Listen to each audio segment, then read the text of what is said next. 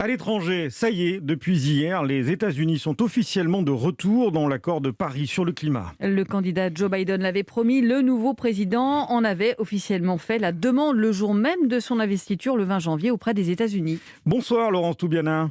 Bonsoir. Merci d'être avec nous. Vous êtes la présidente de la Fondation européenne pour le climat, coprésidente du comité de gouvernance de la Convention citoyenne. Vous avez été au cœur des négociations de l'accord de Paris. On peut même dire l'une des principales architectes de cet accord que Donald Trump avait quitté, on s'en souvient, avec fracas. Ce retour des États-Unis, c'est évidemment un signal très fort. C'est une très bonne nouvelle. Ça fait 4 ans qu'on attend tout de même, car il nous semblait bien évidemment que c'était très lié à un positionnement très particulier de l'administration américaine, non suivi d'ailleurs par beaucoup de villes. Plus de maintenant 1500 villes aux États-Unis avaient décidé d'affirmer qu'ils étaient toujours partis de l'accord de Paris, indépendamment de la décision de Washington.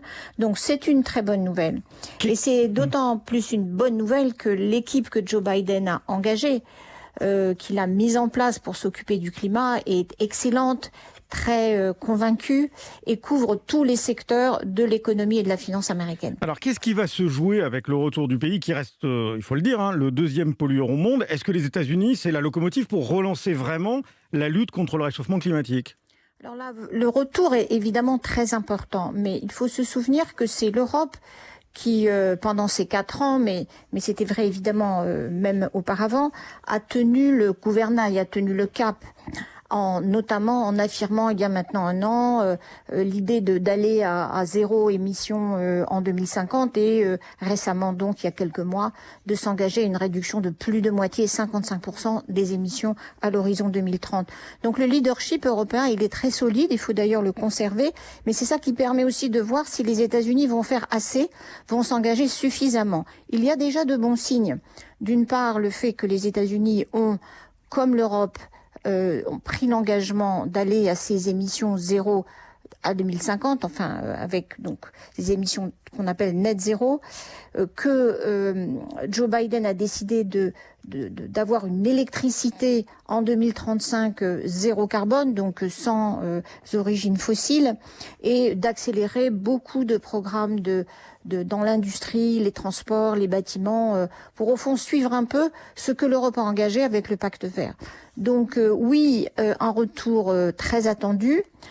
Oui, un ensemble, si cela va dans le même sens, les mêmes orientations, au fond, sur tous les secteurs que ce que l'Europe a engagé. Ça, au fond, ce qui est très important, c'est que ça fait basculer l'économie mondiale, le centre de gravité de l'économie mondiale, vers une économie qui, maintenant, il n'y aura plus de doute, c'est l'électrification du transport, c'est des bâtiments vraiment efficaces, et c'est aussi une agriculture qui contribue à la réduction des émissions de gaz à effet de serre. Laurence Toubiana, on voit bien le défi, il est d'autant plus important qu'il y a la crise du Covid et ça plombe l'économie. Il peut y avoir un frein lié à ce contexte complètement singulier et inédit. Alors, il y a plusieurs façons de voir les choses. Bien sûr, l'idée peut être à court terme, et c'est ce qui s'est passé dans la plupart des plans de relance qui ont démarré l'année dernière, en 2020, en plein cœur de la crise du Covid. Il faut maintenir les activités telles qu'elles sont, c'est-à-dire des activités qui reposent encore très largement sur l'énergie fossile. Mais il y a aussi une autre voie qui se dessine et dont on voit avec le pacte vert européen, avec beaucoup d'autres signaux, que maintenant il faut enclencher la deuxième vitesse, c'est-à-dire le verdissement des investissements, y compris dans le cadre de la relance et dans le cadre de la réponse à la crise économique et sociale engendrée par le Covid. Et donc là, il y a au fond, on voit d'ailleurs un rassemblement du côté des acteurs économiques, de certaines entreprises, du côté de plusieurs pays. On a vu comment l'Allemagne, par exemple, a aussi réorganisé son plan de relance. On a maintenant, dans ce qui maintenant nous sépare des autres phases de la relance face à la crise du Covid, eh bien, c'est le moment, je dirais, de cette relance verte. Et c'est ça qui se discute au G7, qui a commencé déjà à se discuter au G7 sous présidence britannique et qui va continuer avec les grands rassemblements des leaders tout au long de l'année.